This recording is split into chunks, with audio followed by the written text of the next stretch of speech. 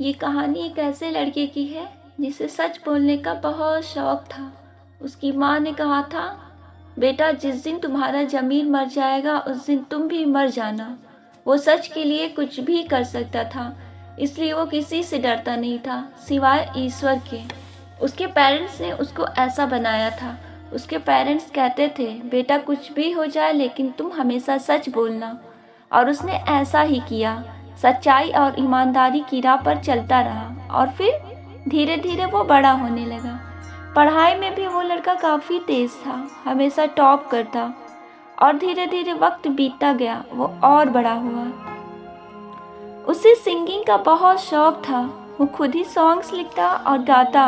वो सॉन्ग्स में अपनी वही फीलिंग्स को उतार देता जो वो महसूस करता था। जो कुछ भी समाज में हो रहा है अच्छे लोगों के साथ, वो उसी को सॉन्ग्स में गाता। लोग उसके सॉन्ग्स के बहुत दीवाने होने लगे क्योंकि इसके सॉन्ग्स में सच्चाई साफ साफ दिखती थी। कभी वो खुद की फीलिंग्स को सॉन्ग्स में लिखता, तो कभी समाज में हो रही घटना से रिलेटेड, तो कभी अपने फ्रेंड्स पर, तो कभी अपने माता पिता पर सॉन्ग्स गाता।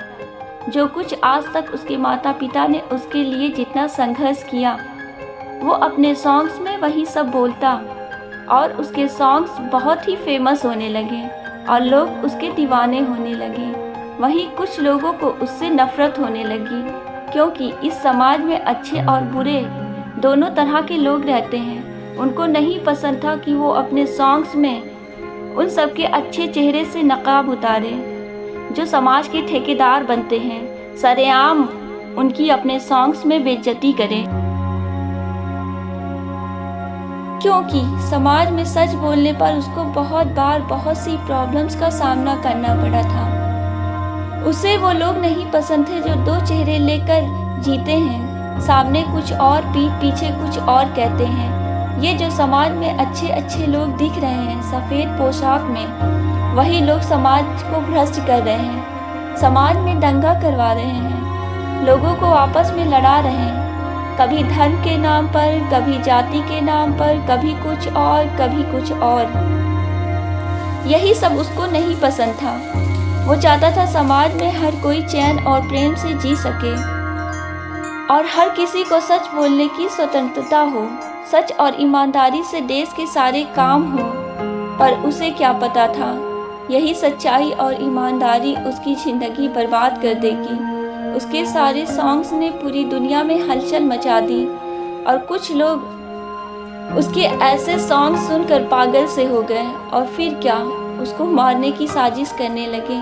कहीं वो उन सब के लिए खतरा न बन जाए, उनके अच्छे चेहरों से नकाब ना उतर जाए और वो समाज में कहीं के ना रहें। फिर क्या, अब उन सबको बस अच्छे मौके की तलाश थी और एक दिन उन सबको मौका भी मिल गया।